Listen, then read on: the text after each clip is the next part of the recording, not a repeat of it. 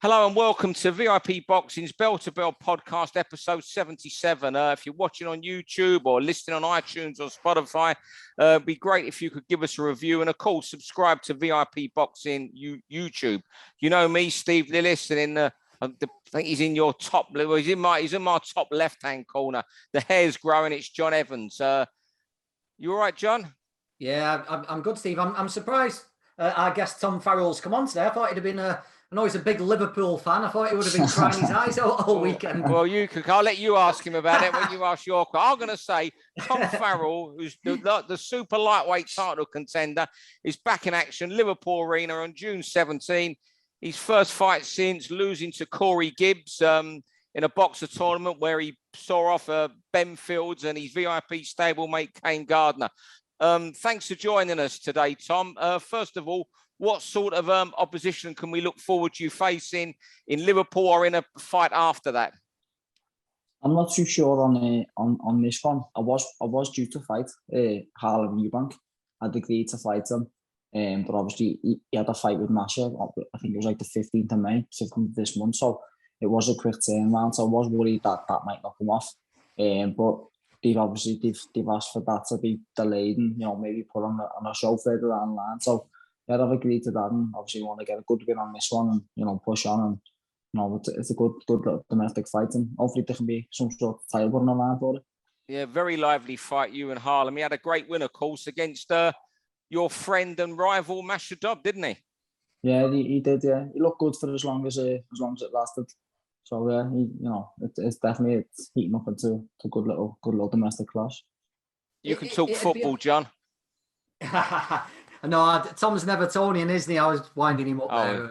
Follow me there, he's probably crying tears of joy about it. But I was going to say, Tom, these Wasserman shows, that'd be a big stage for you. I was speaking to Denzel Bentley last week, and he couldn't believe the attention that fight he had with Udolphia got. I think 1 million people tuned in the end. It's people underestimate Channel 5 and terrestrial TV. That'd be a big fight, you and Harlem Eubank.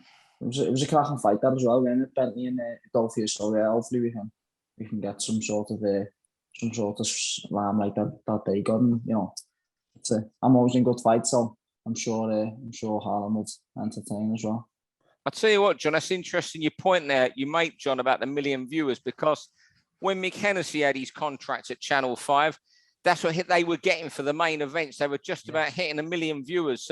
Was it a Friday night last week as well, was it? Yeah. They're even changing to a Friday night, which isn't as good as a Saturday. Their viewers are holding up. People still want Channel 5 boxing, which is really good. And that's amazing figures for a Friday night. That probably makes Denzel the most watched fighter in Britain this year. He said he was walking around the O2 getting recognised, and he was surprised by it. So that just shows how much of a reach it got. At least he's still taking your calls, John. He's been with you since day one, Denzel Bentley. I'll tell you what, Tom, if you ever speak to John, there's a few people you don't say a bad word about. Denzel Bentley's one of them. I'm not going to answer any of John's calls anymore. Sticky's give me over there. Steve, just before we start the pod, I've seen a lot of Evertonians, praising Frank Lampard and the job he did, taking them from 16 to 16. Who would you have rather had in a relegation battle, Frankie Lampard or Big Sam? Who would have had him safer sooner?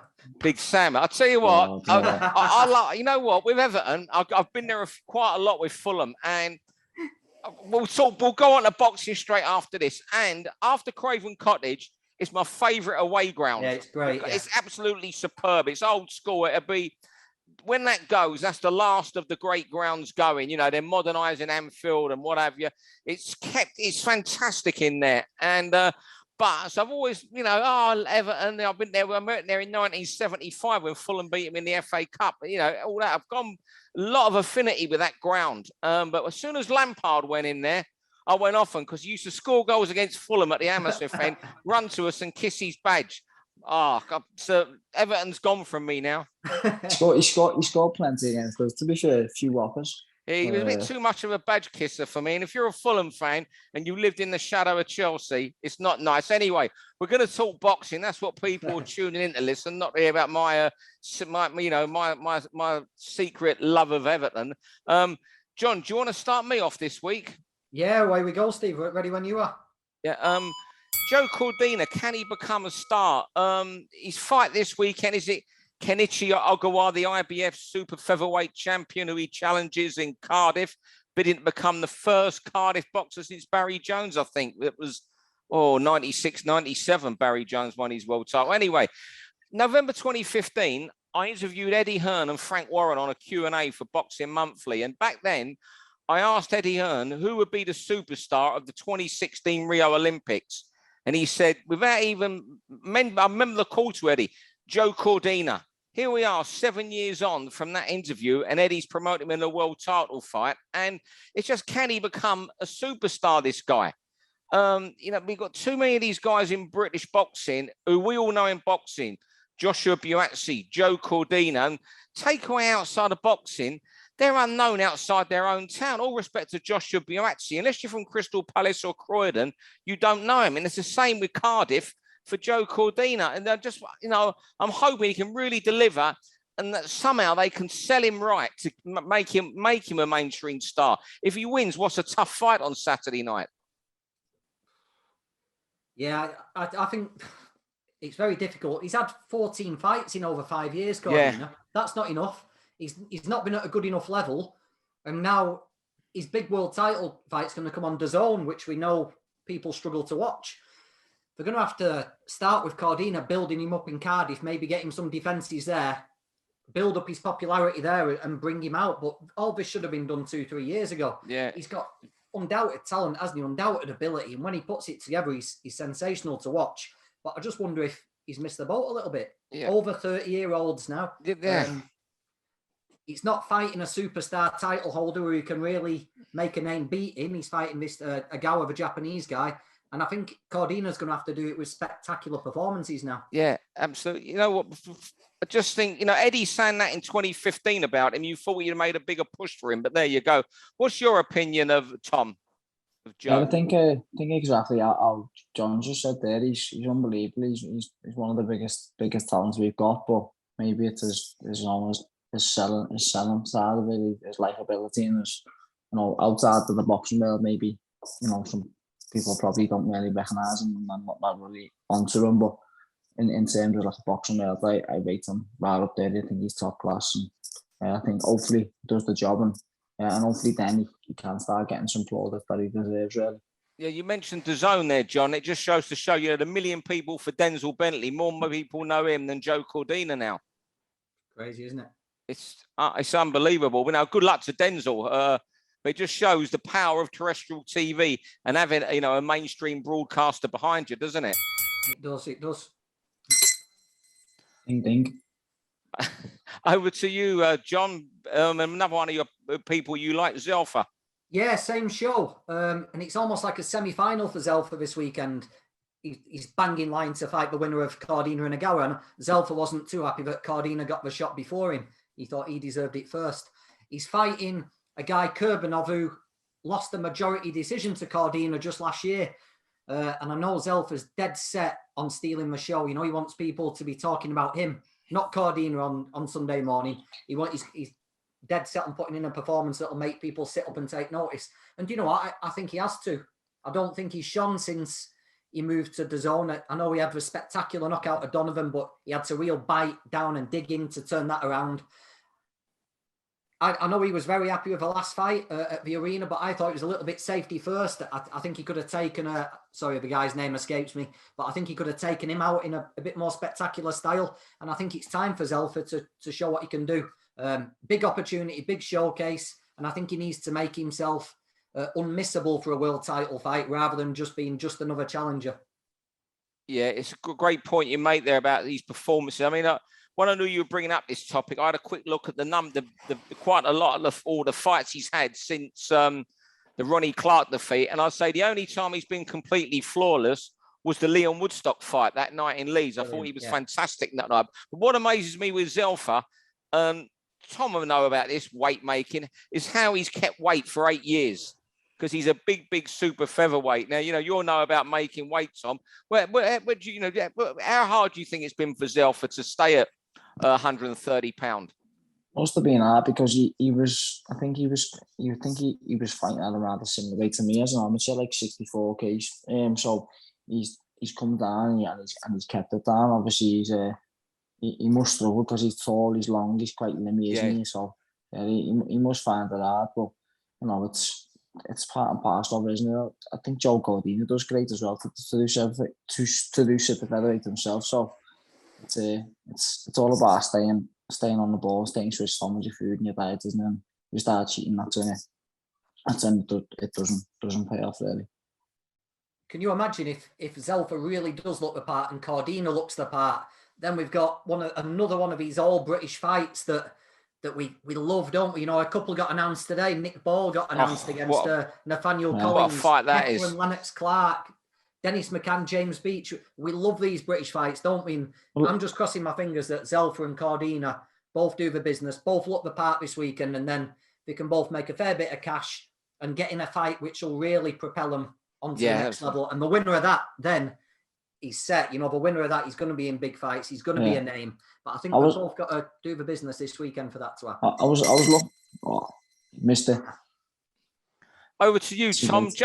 Judging fights, but throw in what you were going to say there before you go on about judges. I was just going to say, I was looking at his record, that Cabana, I think his last defeat was against Joe Cordina winning, so it was a majority decision. Yeah. So you know, it's no easy fight either. So as you said, he's got to look good, hasn't he? He's got to do the business first. Go on, Tom. Now tell us about your gripe or like for judging at the moment. Yeah, I was just on the whole judging lately. It's been a bit bad, hasn't it? It's been terrible lately more than ever. I think obviously you only have to look back at Jack Catterall and Josh Taylor and all the fiasco surrounding that. But then there was another one that sprung to mind. I was watching at the time, Tony Yoka versus Bacoli. I was watching and I was just thinking, he's bashing him up. I don't think you couldn't really argue to give Yoka a round.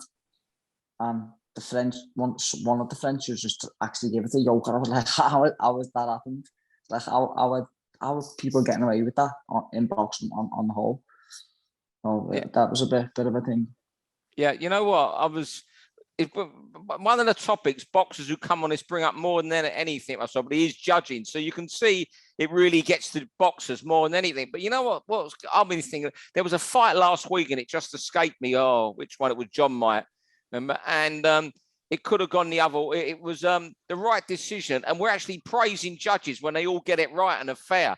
I mean, that tells you the state of where it's going, that you're actually praising judges when they get it right. It's like when you praise a football referee, oh, we had a good game, you didn't notice him. It's terrible that you've got to actually when judges get it right, you give them a pat on the back. That's what they're paid to do. Yeah, definitely. Tom, is it at the point now when you've got a fight lined, when you know the judges, you look at them and it plays in your mind a little bit that if they've handed in bad cards, or do you refuse to let it enter your mind? I've got a few handed in bad cards against me in the boxing, but I'm not gonna say nothing in case they're in line for the upcoming ones. But I was giving them a bit of stick last time. I was at a show, but hopefully that doesn't bite me in the ass. But yeah, it's one of them, isn't it? It's like how are they getting held accountable? Like some of them, you're looking and you're thinking, how are you getting away with that? How are you not seeing what everyone else is seeing? So, and then obviously when the likes of was it Ian John Lewis who got pulled in? Someone got pulled in and downgraded from to like a star referee. But you know what really is that? It's not really even feeling that, is he? Like it's still no benefit to obviously Catterall. Round 4. Fact's incredible. What's incredible is the fact that Ricky Hatton's lost for this exhibition with Marco Antonio Barrera. I think what Ricky's done in what seems no time is ridiculous. And you know what? I just find him. That's inspirational stuff. What he's done, the way he looks like. It's taken 10 years off his face. All for an exhibition with Marco Barrera, his mate. I mean, let's be honest, it's an exhibition. They're going to enjoy themselves doing it. They could even have a little spar beforehand to see what they can and can't get away with. Who knows how they're going to do it. But you know what? I just think people knocking these guys having these exhibitions, you know, with But when I see someone like Ricky Hatton get into the shape he has and where he was, I just think we've got to get by. You don't have to get behind them, but don't knock them, because he's got an incredible shape. Even though it's bizarre how the show's now taking place, it's going after the Hughie Fury Michael Hunter fight at the arena. They're finishing, and the next set of promoters are taking over for the night. It's a bit bizarre how it's happening, but you know what? Fair play to Ricky. And if he wants to have another exhibition after this, I'm all for it, because it's got him into the shape he hasn't been in since he was last in the ring when he had that fight against I can't visit the Ukrainian guy. Zinchenko, at the arena. Fantastic, and just want to give a shout out to Ricky how well he's done. Yeah, go on, Tom. You've got to take it for what it is, isn't it? It's not like it's a competitive world title. Like, they're not trying to achieve anything like out of the ordinary. They just both obviously love the sport, and you know, it will be good to see like two of probably my favourite fighters to having a little the mates. It's not going to get that heated, but it's it's one of them, isn't it? Let them enjoy it. They give us some of our best nights in boxing, especially Ricky with British boxing, the following that he had. And he was probably one of the people who first got me into boxing, like watching him, because I loved his style and loved how entertaining he was. So yeah, I'll definitely be tuning in. It's just like Roy Jones and Tyson when they had it. Everyone knew what it was about, and most people still watched it because they were some of the most watched fighters that we ever seen. So just don't get too ahead of yourselves. And as you said, Steve, look how much of a bad place he's been in terms of his weight and like depression at times over the years that he's come out and said. So like, obviously to see him in great shape again, like he was when he was fighting, it can only be a plus, can't it, really? Yeah, fair play to him as well for taking it serious. I was trying to work out what weight it was going to be at, and I settled on it'll be both wearing t-shirts weight. But Ricky, I don't know, Ricky's got himself in shape, and hopefully Barrett has too. So it's brilliant.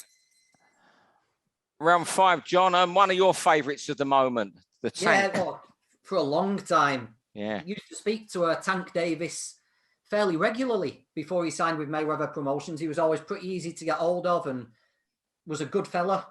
And then he became very difficult to get hold of when he went with Mayweather Promotions. But it's time now. It's time for Tank to be let off a leash, isn't it? He's fighting mid-range guys and doing the business, people like Isaac Cruz and Rolando Romero at weekend. And let's give Romero credit, because he was better than I thought he'd be. Yeah. He held his nerve, he caused some problems, and he was willing to take chances, and he deserves a bit of credit. But Tank blew him away, and he's ready now. There's no need for any more. I've heard rematches of Isaac Cruz being mentioned. We don't want to see that. We need to see him in with the names. From a selfish point of view, although you've got to give Mayweather Promotions credit for how they've pushed him, because he's become an event fighter, hasn't he? He's selling out arenas all over America and bringing out crowds. But for the fights we want, I just hope he appears on ESPN with Top Rank, so we can get Shakur, we can get Lomachenko, we can get Haney, Kambosos.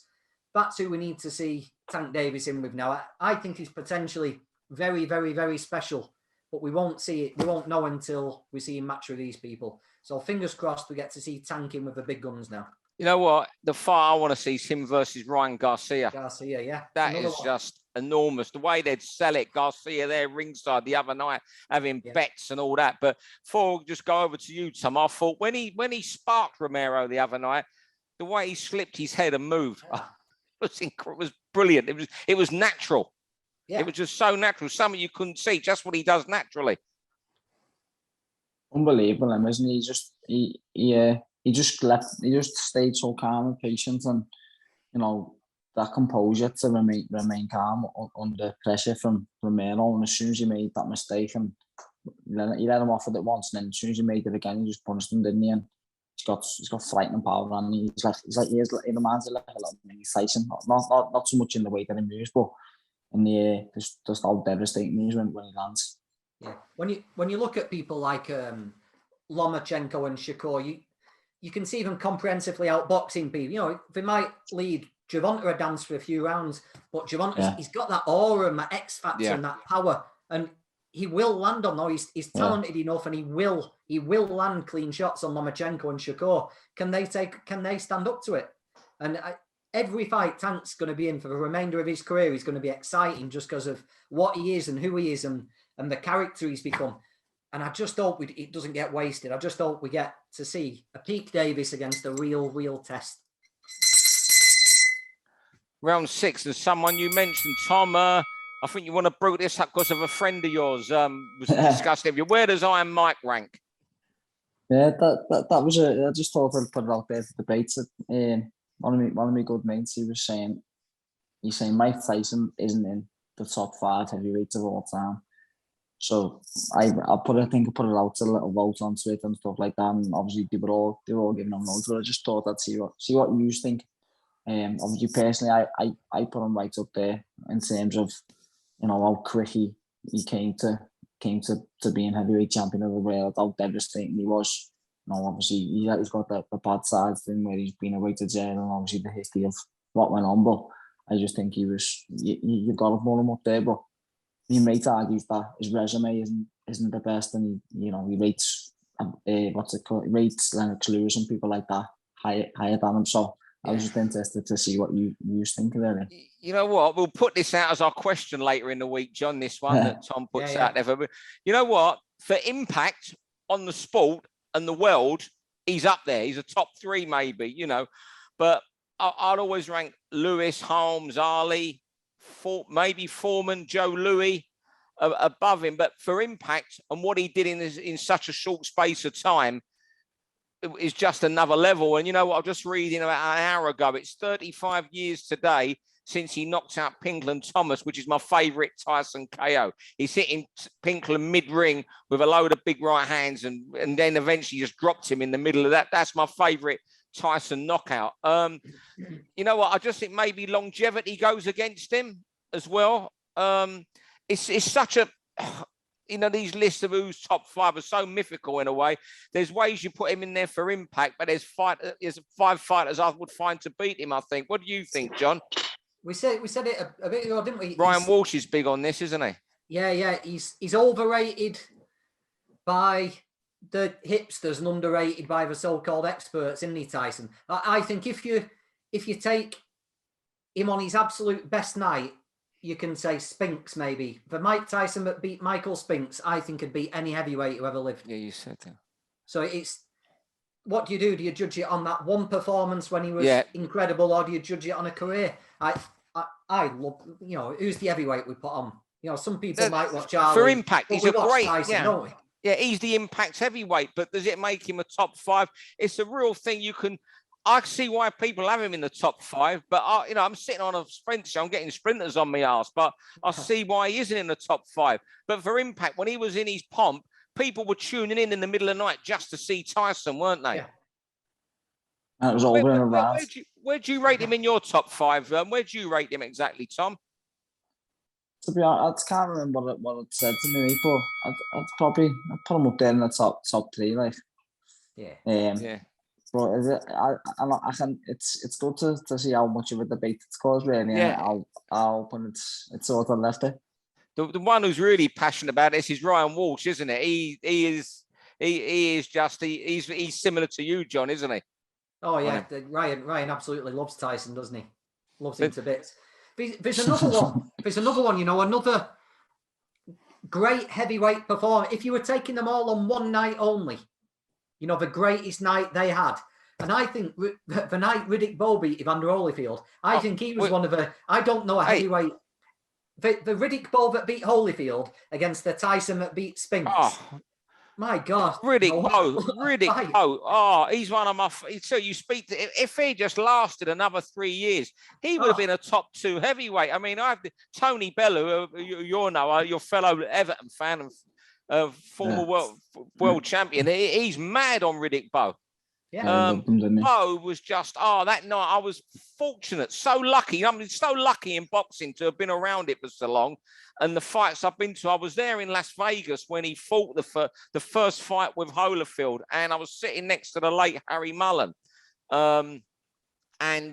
you know, obviously it's press etiquette not to even clap or do anything. You know what I mean, John, and sure Tom does. But in the 10th round, after that 10th round when Holyfield fought back, you couldn't help not get up. And that fight was just something else.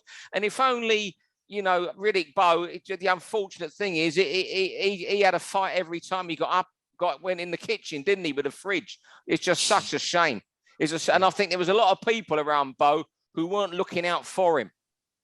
There was all in it for them. There was no one there to keep him focused on boxing. The money was coming in, mad money for that era, and what he should have been.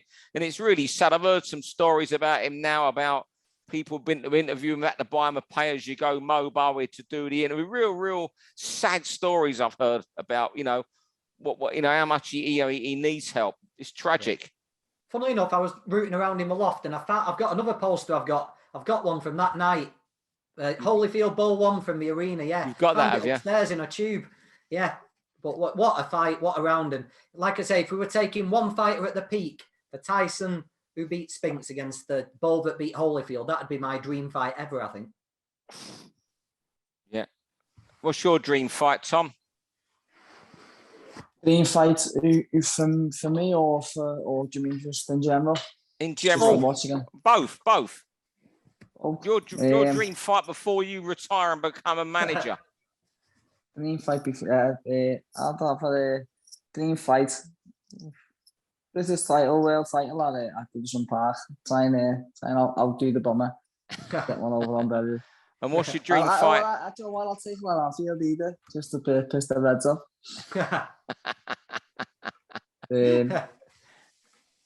Dream fights, you know what? It's hard to say, but you know, I think all British fans would love to have seen Fury Joshua, but I just don't really see that happen now, do you?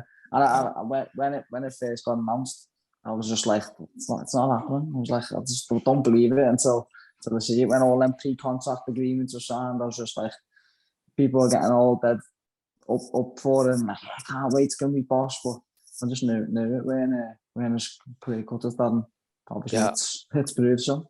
I've got a feeling we've said goodbye to it now, but there you go. What do you think, John?